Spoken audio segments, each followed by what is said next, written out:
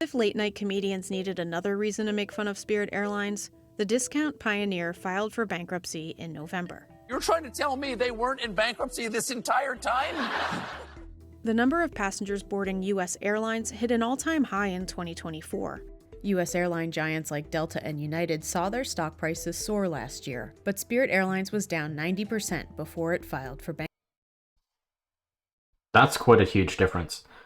We've seen a few videos on how some of the other airlines are doing, and they've highlighted how they've shifted things post-COVID through acquisitions, etc. And we haven't heard much about Spirit Airlines. It makes sense that they haven't been doing as well in recent times. This is quite a stark difference. So other airlines are growing at this current point in time since the beginning of 2024. So this last year has been good for a few airlines, but actually quite bad for Spirit. Bankruptcy. Spirit has had one challenge after another coming out of the pandemic. The airline industry has been dealing with supply chain issues and rising fuel and labor costs. In addition to that, Spirit has struggled with an engine recall, grounding dozens of its jets, weaker than expected sales, and a failed acquisition with JetBlue. Everybody's dealing with the fact that costs are 30% higher than they were in 2019. Airlines that have shown more success have great exposure to premium and corporate, which makes sense because those are the kind of demand segments that you could pass through more of the cost easily. So that's a great point that they just made, which is Spirit focuses in on trying to have the cheapest tickets, which are usually looking for the folks who are tight on money and are just looking for the cheapest flight possible. One of the things that they mentioned was the more premium seating for other folks. So this is one of the aspects of having a business is usually you look for one of two segments for your market base, for your customer base. And that is either the luxury premium side, which is you're trying to aim for the best product, best quality, best experience, whatever it is, and that people are willing to pay a premium. And usually these people are the ones who either have the biggest issue or the biggest wallets in this case. Spirit is aiming on the other end, which is people who are less picky about the experience, but are much pickier about the price. And so there's a number of companies that aim in the segment and are very successful. So for instance, Walmart is somebody who looks for the cheaper end of the market. And what ends up happening is that there's sort of this race to the bottom mentality where you're trying to undercut your competition so that way you can just edge out the pricing by a little bit. So if you can shave 10% on your price, then customers are going to go to you or whoever is the most price sensitive, and then you get a larger portion of the market at a smaller margin, presumably. And so with these small margins, it's hard as a business to operate with a lot of flexibility. Whereas if you're looking for premium products or premium customers, then you can charge a premium cost with that. And then that gives you higher margins and more cash to play around with.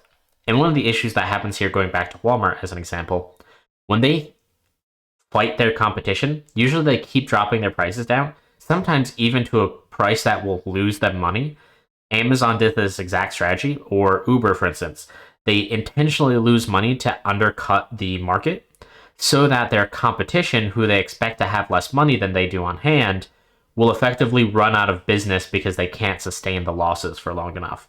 And so this is one of the issues with that type of model, which is you can get a lot of customers and a good portion of the market share because people will flock to you for a cheaper priced item, especially if it's a similar quality. But it can lead you in a precarious situation when your price gets closer to those other competitors, or if your price is close and the competition has higher quality products or features, and they're just a little bit more, that's when the value can shift a bit for you. Icon of budget air travel in the U.S. has not been profitable since 2019, and it lost over $2 billion since 2020. It is the first major U.S. airline to file for Chapter 11 since American Airlines 13 years ago. CNBC explores what drove the airline to bankruptcy and what's ahead for the carrier. Spirit Airlines is known for its bright yellow planes and cheap fares, a business model that helped reshape the airline industry. Before the pandemic, Spirit was one of the more profitable U.S. airlines. They became wildly successful for a pretty simple business model. They offered a rock bottom fare and they charged fees for everything else. This is something that I have not been a fan of trying to use this airline in the past, which is it feels like you're getting scammed a little bit while you're there. I've never done the math myself, so that could be totally wrong. But it is certainly disheartening when you go on a flight and then you're charged for like your carry-on, for a checked bag, maybe even you to have zero snacks or beverages on a flight, and it can be many hours long. And so it just feels like you can get charge after charge after charge after charge. And it almost feels disingenuous that you are basically paying this very low price to just get nickeled and dimed the entire way through your actual trip.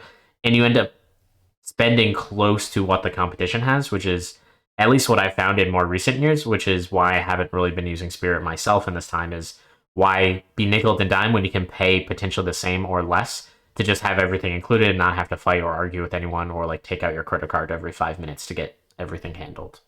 Everything else includes bags, both checked and carried on, seat selection.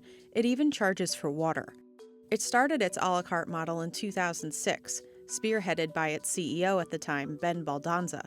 Spirit Airlines was very successful in driving down fares in many markets. The larger competitors, the Uniteds of the industry, were trying to compete with them, and it sparked fare wars. And ultimately, for consumers looking for cheap flights, it was great. Spirit is often ranked as one of the safest airlines in the U.S., but it's also been ranked one of the world's worst airlines due to customer complaints. Guys, never fly with Spirit.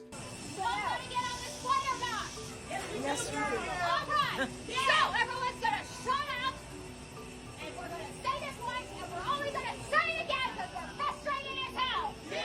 After a steady streak of profits, the company has struggled to earn money since 2019. The pandemic was devastating to all the airlines, but that was just the start of Spirit's financial woes. Passengers have since returned in record numbers, but airlines are facing shortages of new planes and higher labor costs. The industry having costs that are 30% higher than they were in 2019, all fares have to be about 30% higher than 2019. So when you are catering to the market that's more price sensitive, it's going to be harder to pass through those costs. Airlines like Spirit and Frontier are built on a model that depends on keeping costs low. Coming out of the pandemic, nobody had low cost. Pilots were in short supply. You saw these enormous bonuses being handed out. New labor contracts came out. Spirit was among them. They bumped pilot pay more than 30% over a couple of years, and that was a big cost to them. Inflation, the same way that it affected consumers, it also affected airlines. On top of that, many airlines had to shift growth plans due to the delays in aircraft deliveries. Spirit, who has an all-Airbus fleet, was affected by a Pratt & Whitney engine recall that So one thing they highlighted was airline tickets outpacing inflation. They just showed 25%. It wasn't clear exactly what time frame that was on, but we've seen some other companies that are getting outrageous with this. I think, for instance, McDonald's, I believe, was somebody that was highlighted. I think from 2019 to about 2024, their prices increased by 100%, which is noticeably higher than inflation. Airlines does make sense for them to outpace inflation by a bit, because obviously in 2019, nobody was taking any flights, basically, or 2020 because of COVID. So likely their prices were going to be super low, maybe even historically low for that time compared to even previous years, just considering that everybody was avoiding flights. It was recommended to avoid flights. You were practically guaranteed to get COVID if you went on a trip, either through the airport, on the flight, or wherever you're going to land. And so they likely had to drop prices down and then likely had to even overcompensate due to the lower traffic. So that seems reasonable to me overall, but I think is a great point that they're bringing up here, which is the Spirit is focused on low prices and they're forced due to other circumstances to raise their prices. Then they might be getting closer and closer to those other airlines and what they offer. And that's likely what's led to Spirit's struggle in recent years. grounded dozens of its jets. So this has been a bigger drag for Spirit. It has by far the largest exposure to this issue. That kind of limited its capacity. You need those planes to make revenue and get people on board and bring cash in the door. The other thing is that they have been in this M&A umbrella for 2 years. So 2 years of, trying to figure out if Frontier or JetBlue was buying them. In February 2022, Frontier Airlines agreed to merge with Spirit. But a few months later, JetBlue came in with a $3.6 billion all-cash offer. In announcing this, you guys said during the extensive discussions held between Spirit and JetBlue, JetBlue itself admitted that a lawsuit from the DOJ seeking to block the merger was a 100% certainty. Let's be clear. Are you basically saying that JetBlue said to you guys, look, we know we're not going to get this thing through without having to go to court? Yeah, that's what they told us, which is we agree with, by the way, and it kind of makes the whole thing to the point of being illusory.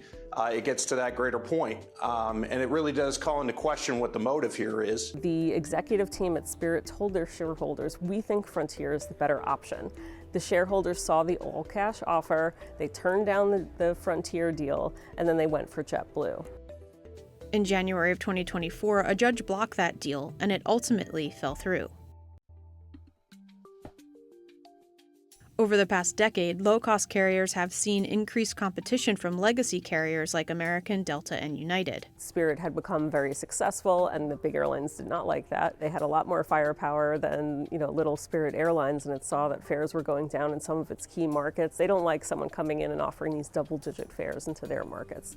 So what Delta did and sort of kicked off this industry trend was they offered their own sort of bare-bones fares. It was called Basic Economy. Typically, a basic economy fare is very restrictive and only includes the flight.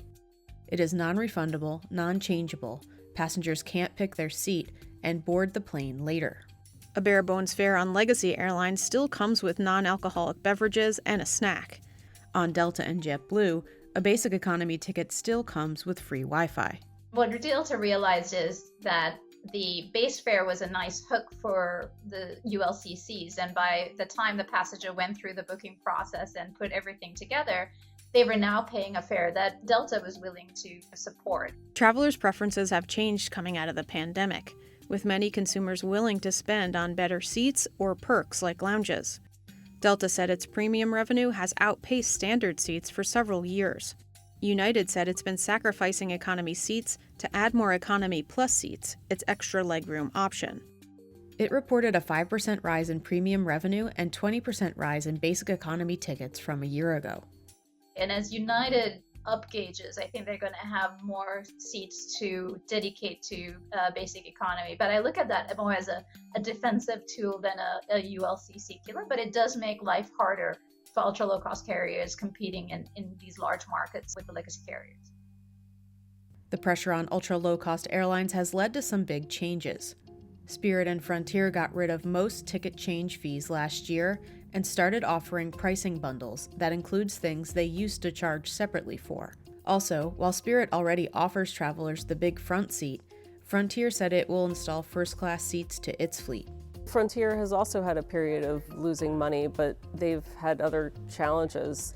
Frontier CEO Barry Biffle said one of the biggest gaps in the company's revenue model came from not offering first-class seats. Even Southwest Airlines, the fourth biggest carrier in the U.S., is making changes. The airline that has had open seating and one-cabin service for over 50 years is now adding extra legroom seats and one of the interesting things that they're covering here as a struggle for some of these airlines, which I believe they've covered separately on other airlines before, which is that first class seats, I believe at least pre-pandemic, cost airlines more money because you end up saving a lot more space. They're not always filled out. And so maybe this is a trend, as they've highlighted, where folks are more open to pay a premium post-COVID for some of these luxuries. But at least leading into COVID, first-class seating was considered a cost for most of the airlines because they were so expensive, they took up so much space. And while they did charge a premium for them, it just didn't add up, and they were getting most of their money from economy seats, actually. And so this is maybe a trend in the market post-COVID. It's unclear if this will last because presumably people are coming back with some of that FOMO or whatever it was. They want to live their life. They have a lot of savings, and they're trying to enjoy those savings and leverage them for something that might bring them joy, and paying a little extra for legroom or upgraded seat might be something they want to do now. But likely, I would expect the market to trend back to where it was pre-COVID, where people get used to it. Maybe they've gone through the premium seating once or twice, know what it's like, and then maybe they become more and more price sensitive, especially as our savings dwindles. savings were up quite a bit post-COVID, and so people had wiggle room to splurge on things. And with inflation coming in, most of those savings are gone for most people. And so my suspicion would be this might go back in a few years, but seems to be a big trend for airlines right now. Ending open seating to improve revenue. With Southwest, you're seeing a lot of just evolving with customer demand that maybe is 5 to 10 years too late, but they're making that change. You know, where they fly has changed, how full the planes have become has changed, and so that brings a change in customer preference of wanting this surety of an assigned seat. As a result, airline cabins have become more segmented to offer different products for multiple price points. Many now offer more than just coach and first class. A long-haul flight could have first, business, premium economy, extra leg room, regular, and basic economy options.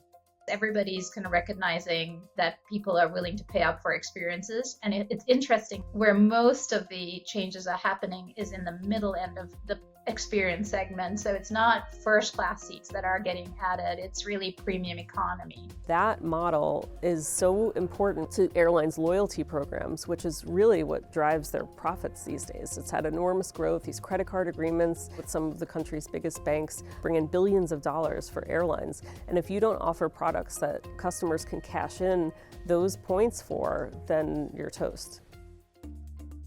Even though Spirit has filed for Chapter 11 bankruptcy protection, that doesn't mean the airline ceases to exist. The airline will continue to operate and sell tickets for future flights.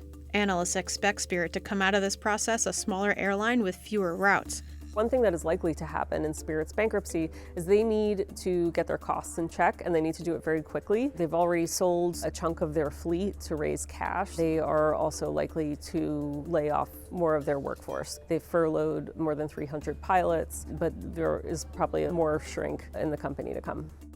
Merger talks could also resume in 2025. I think a combined Spirit and Frontier give them the best chance of really giving a good competition to the legacy carriers and the low-cost carriers, because you get a ubiquitous network, you get economies of scale, and a lot of benefits that can help you go after that market. Spirit said in an emailed statement to CNBC that its new travel options and increased flexibility reflect our ongoing efforts to provide greater value and comfort, and that it is well positioned for long-term success, and are confident that we will become an even stronger competitor upon emergence from the Chapter 11 process.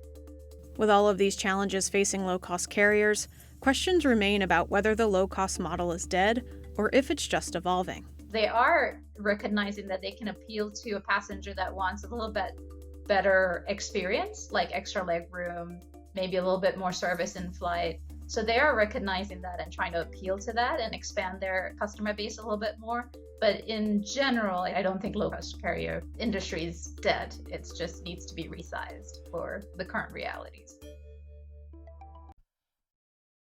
Thank you for watching. If you've enjoyed what you've seen, please hit like or subscribe.